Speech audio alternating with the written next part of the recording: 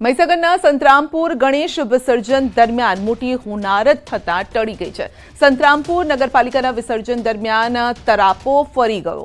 ગણેશજીની પ્રતિમાના વજનને લઈને તરાપો ફરી ગયો અને મૂર્તિના વજનથી તરાપો ફરતા લોકો તળાવમાં ડૂબતા બચાવ થયો છે।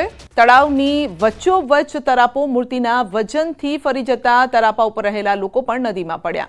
તરાપો ફરી જતા સ્થાનિક તળાવમાં ડૂબતા ડૂબતા લોકો બચ્યા છે। તરવૈયાઓ દ્વારા અન્ય બોટની મદદ લેવાઈ લોકોને બચાવી લેવાયા છે। નગરપાલિકાના ફાયર સેફટીના કર્મચારીઓ દ્વારા લોકોને બચાવી લેવાયા છે। तो दृश्यों में अपने बतावी रहा है कि तड़ाव वच्चोवच्च ज लोको डूबवा लाग्या था, जो कि बाद में तुरंत ज बोट त्यां पहोंची गई अने लोकोने बचावी लेवाया छे। तो गणेश विसर्जन दरमियान आ दुर्घटना घटी हती। आप दृश्यों आप जोई शको छो कि गणेशजीनी मूर्ति तरापा उपर छे ने पछी अचानक ज ते ढળી પડે છે ને લોકો પણ તળાવની અંદર ડૂબવા લાગે છે। વધુ અપડેટ મેળવીશું સંવાદદાતા મિતેશ પાસેથી। જી મિતેશ, एक मोटी दुर्घटना अहींया दुर्घटना तो घटी है परंतु जानहानी टળી गई है, एक सारी बाबत है। जी बिल्कुल थी संध्या जो बात करवामां आवे तो गजरोज जे गणेशजीना विसर्जननी कार्यक्रम योजाई रह्यो हतो तेमां नगरपालिका द्वारा जे क्रेन द्वारा अने क्रेनथी जे वच्चोवच्च तळावनी अंदर गणपति डूबाडवानी जे कामगीरी चालू हती ते दरमियान जे કેટલાક લોકો હતા જે પંડાલના જે લોકો હતા તે મૂર્તિ લઈને આવ્યા હતા, પરંતુ મૂર્તિનું વજન વધારે હોવાના કારણે જે તરાપો હતો, જે પાણીમાં તરતો તરાપો હતો તે નમી ગયો હતો અને જે લોકો હતા તે પાણીમાં અંદર તળાવની અંદર ખાબક્યા હતા। જો કે સ્થાનિક તરવૈયાઓ દ્વારા તેઓને બચાવી લેતા આબાદ બચાવ જોવા મળી રહ્યો છે। જી આપનો આભાર।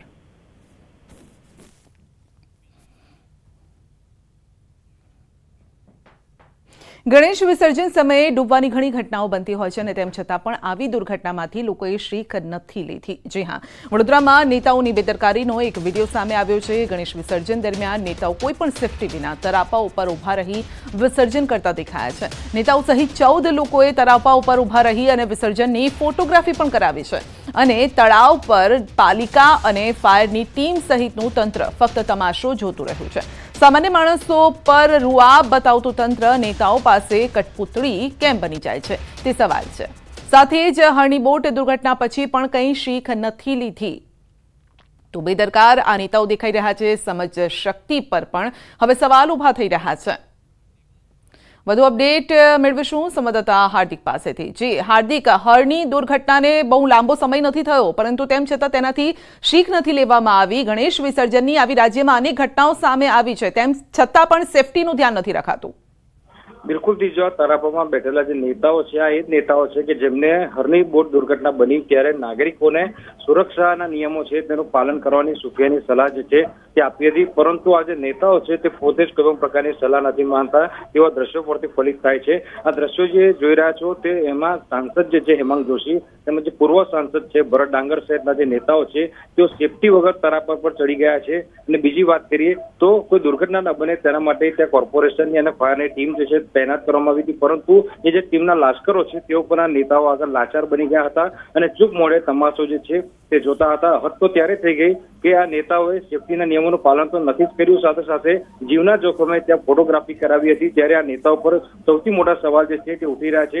અહીંયા સવાલ એ થાય છે કે જો નિયમ બનાવવામાં આવતા હોય તો એ નિયમ સામાન્ય માણસ અને નેતાઓ બંને પર લાગુ થવા જોઈએ, પરંતુ આ નેતાઓ જે છે તેમને કોઈ પણ જાતના નિયમો છે તેની પરવા કરી નથી। ત્યારે હવે આ નેતાઓ વિરુદ્ધ કેવા પ્રકારની કાર્યવાહી થાય છે તે જોવું રહ્યું છે। સંજય જી બિલકુલ હાર્દિક, આપનો આભાર અમારી સાથે જોડાવા બદલ। તો બે ઘટનાઓ આવી સામે આવી છે, મહીસાગર અને વડોદરાની ઘટના, અને જેમાં બંને ઘટનામાં એક સામ્યતા એ છે કે બંનેમાં તરાપા ઉપર લોકો ઊભા છે। એકમાં નેતાઓ છે, એકમાં સામાન્ય લોકો છે। એકમાં દુર્ઘટના ઘટી છે, બીજામાં દુર્ઘટના નથી ઘટી, પણ એ થઈ પણ શકે છે। સવાલ એ છે કે અહીંયા મહીસાગરમાં જે ઘટના ઘટી ગણેશજીની સાથે લોકો પણ પાણીની અંદર ડૂબવા લાગ્યા હતા, જો કે તુરત જ ત્યાં સેફટી જે ટીમ હતી, રેસ્ક્યુની ટીમ હતી, તેઓએ તેમને બચાવી લીધા। સવાલ એ છે કે અહીંયા નેતાઓ જ લોકોને આવી પ્રેરણા આપી રહ્યા છે કે ભાઈ જીવને જોખમમાં મૂકો, પછી જે થાય એ જોયું જશે। કારણ કે ના તો સેફટી ગાર્ડ એ લોકોએ જેકેટ પહેર્યા છે, ન તો સેફટીનું કોઈ ધ્યાન રાખવામાં આવ્યું છે। સવાલ એ છે કે નેતાઓ લોકોને આ રીતે શીખ આપશે જ્યારે કોઈ ઘટના ઘટે છે ત્યારે સુફિયાણી વાતો કરે છે, સુફિયાણી સલાહો આપે છે, પરંતુ પછી શું પોતે પણ એ ભૂલી જાય છે, ફોટો સેશનમાં મસ્ત થઈ જાય છે, વ્યસ્ત થઈ જાય છે. તેમને ત્યારે નથી ખબર કે લોકોને શું મેસેજ જઈ રહ્યો છે, અને એનું જ કારણ છે કે મહીસાગરમાં આ પ્રકારની દુર્ઘટના ઘટી.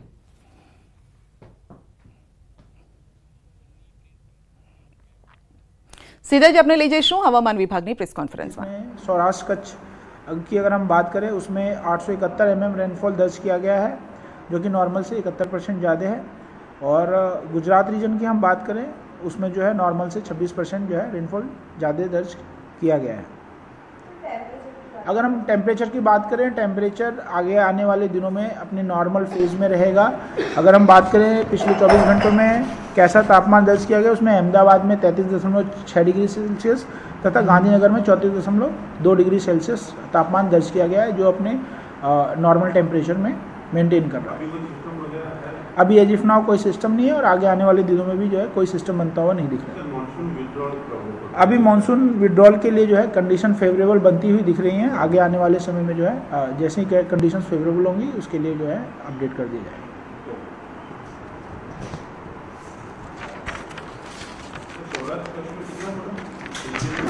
Total 871 mm.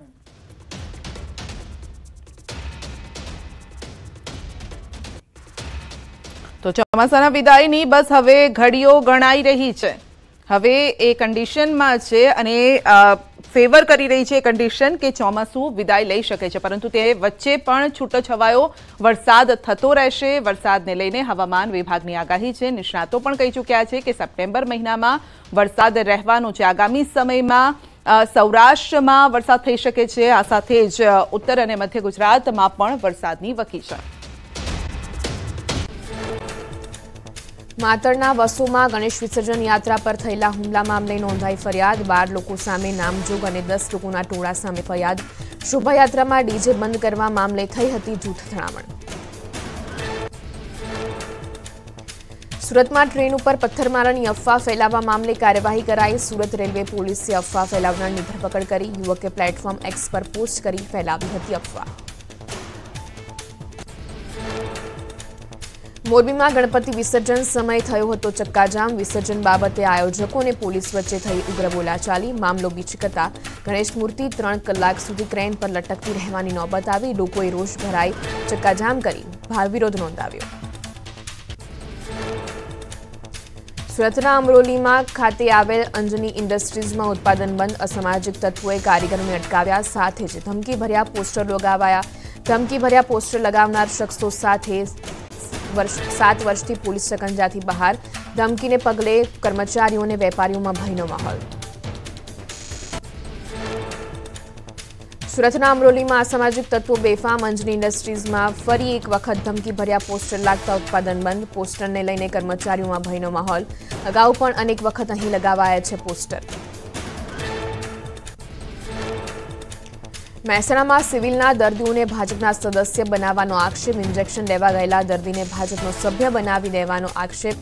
દર્દી પાસે મોબાઈલ નંબર માંગી સદસ્ય બનાવી દેવાયો. દર્દીને જાણ થતાં દર્દીએ મચાવ્યો હોબાળો. વિડીયો સોશિયલ મીડિયામાં વાયરલ. બનાસકાંઠામાં ભાજપના સદસ્યતા અભિયાનમાં શિક્ષકો જોડાયા. ભાજપ પ્રમુખ કીર્તિસિંહ વાઘેલા સાથે શિક્ષકોના ફોટા વાયરલ થયા. શિક્ષકોને ભાજપના સભ્ય બનાવતા ઉઠ્યા અનેક સવાલ. ભાવનગરમાં વાયરલ થયેલા વિડીયો અંગે શહેર ભાજપ પ્રમુખે કરી સ્પષ્ટતા. કહ્યું, પાર્ટી તરફથી આવું કોઈ આયોજન નથી. સદસ્યતા અભિયાન અંગે નગરસેવકનો વિડીયો વાયરલ થયો હતો. 100 સભ્ય બનાવો અને 500 રૂપિયા લઈ જાઓ તેવું કહેતા દેખાયા હતા નગરસેવક. નર્મદામાં સ્થાનિક સ્વરાજની ચૂંટણી પહેલા ભાજપમાં ડખો. ધારીખેડા સુગર ફેક્ટરીમાં ડિરેક્ટરને લઈ વિવાદ. થોડા દિવસ પહેલા સુનિલ પટેલની થઈ હતી નિમણૂક. નિમણૂકના થોડા દિવસ બાદ જ હટાવાયા. સુનિલ પટેલે જિલ્લા ભાજપ પ્રમુખ પર કર્યા આક્ષેપ.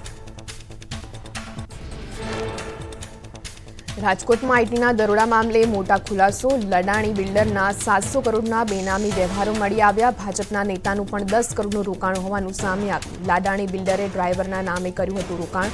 6 મહિના પહેલા ઝુંપડપટ્ટીમાંથી મળ્યા હતા દસ્તાવેજ. સુરતની નવી સિવિલ હોસ્પિટલમાં એક દિવસીય ધરણા કાયદા કથા ટીમે કર્યા ધરણા હોસ્પિટલની કેટલીક ઇમારતો જર્જરિત હાલતમાં હોવાથી તાત્કાલિક કામગીરી કરવા કરાયા ધરણા અમરેલીના ધારીમાં ડિમોલેશનનું ભૂત ફરી ધૂણ્યું મુખ્ય માર્ગ પર ફરી ગેરકાયદે દબાણો થતા તંત્ર હરકતમાં દબાણો સ્વેચ્છાએ હટાવી લેવા તંત્રની લોકોને અપીલ મોટી સંખ્યામાં પોલીસ કાફલો અને મામલતદારે ફૂટમાર્ચ યોજી ગુજરાતીઓ બફારો સહન કરવા થઈ જાવ તૈયાર રાજ્યમાં મહત્તમ તાપમાન 34 ડિગ્રીની આસપાસ રહેશે વાતાવરણમાં 80% ભેજનું પ્રમાણ રહેવાથી બફારો અનુભવાશે વરસાદે વિરામ લેતા બફારો વધ્યો ડબલ ઋતુમાં રોગચાળો વકર્યો વાયરલ ઇન્ફેક્શન મચ્છર અને પાણીજન્ય રોગના કેસમાં થઈ રહ્યો છે વધારો સુરતમાં મચ્છર અને પાણીજન્ય રોગનો રાફડો ફાટ્યો બાળકોમાં શરદી ખાંસી ઝાડા અને ઉલટીના કેસમાં સતત વધારો નવી સિવિલ હોસ્પિટલમાં ઓપીડી બાદ 12 દર્દીઓથી ઉભરાઈ રાજકોટમાં પણ રોગચાળાનો કહેર ડેન્ગ્યુના 29 કેસ નોંધાતા આરોગ્ય વિભાગ દોડતું થયું શરદી ઉધરસ સાવ ઝાડા ઉલટી ટાઇફોઇડ અને કમળાના કેસમાં પણ સતત વધારો હોસ્પિટલોમાં દર્દીઓની લાંબી કતારો લાગી